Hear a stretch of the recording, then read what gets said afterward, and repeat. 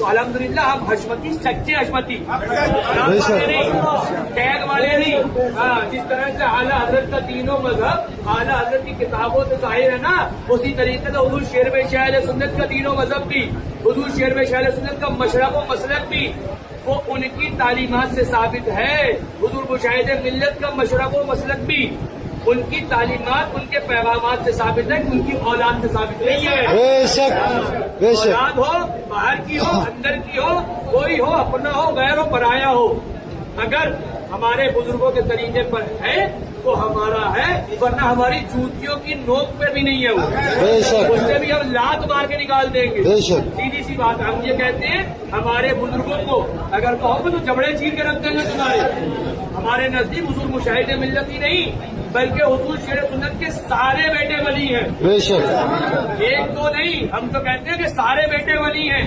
اور یہ خالی ہمارے نزدیک نہیں، حضور مشاہد ملت خود فرمایا کرتے تھے کہ میرے سارے بھائی ولی ہیں. میرے سارے بھائی ولی ہیں. ابھی تک جتنے گئے ان کی ولایت ثابت بھی ہو چکی.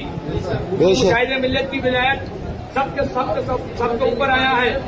جب حضور مشہود ملت پیلی بھیت شریف سے 11 مہینے کے بعد قبر مبارک سے زندہ نکل کر کے آئے، 11 مہینے کے بعد نکلے، پورے علاقے نے ان کی ولایت کو قبول کرا، پورے ہندوستان نے ان کی ولایت کو تسلیم کرا.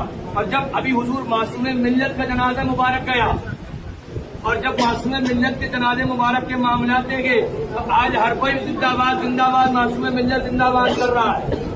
ہم یہی کہہ رہے ہیں ابھی بھی 2 شہزادے ہیں، اور جو ہیں ہم ان کو بھی ولی مانتے ہیں. ہمارے نزدیک حضور شیر شاہ سنت کا خون ولی ہے، ان کے شہزادے ولی ہیں.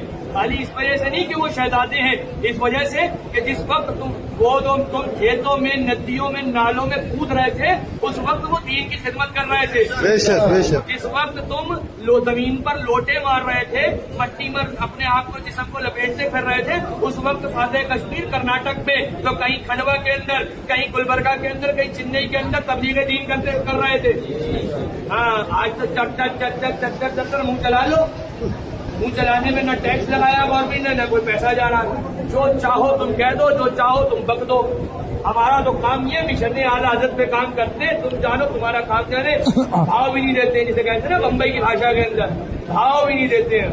کیوں کر کے ہاتھ جھاڑتے ہیں اور ایسے کر کے نکل جاتے ہیں ہم آگے. کیوں؟ کیونکہ ہم دنیا والوں کے لیے نہیں. مرید ہو نہ ہو، مانو مت مانو، چندہ دو مت دو، آؤ مت آؤ، ہمیں اپنا منہ بھی تو دکھانا ہے نا. عوام سے پہلے ہماری بھی تو لائن لگے گی نا. ابھی تقریر میں آپ نے سنا، میں نے بیان کرا کہ جب اہل بیت اطہار، جب امام حسن امام حسین جنت کے دروازے پہ کھڑے ہوں گے، کیا منہ دکھاؤ گے؟ تو وہ منہ خالی پبلک کو تھوڑی نہ دکھانا ہے، وہ منہ تو ہمیں بھی دکھانا ہے. ہم ٹھیکیدار بنے تھے، ہم دین کے جو ہے ذمہ دار بنے تھے، ہم مسجد کے مولوی بنے تھے، ہم مسجد کے امام بنے تھے، ہم پیر زادے بنے تھے، یا ہم پیر بنے تھے کس لیے بنے تھے؟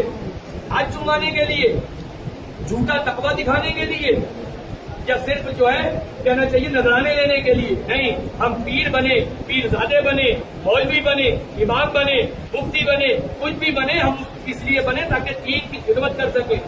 ہم اس لیے بنے تاکہ حضور کی باتیں بتا سکیں. ہم اس لیے بنے تاکہ حضور کے خطاروں پر بھونکتے رہیں. تو ان کی جو آج یادیں مٹانے پہ لگے ہوئے ہیں، ہمیں بھی تو مر کے جانا ہے نا.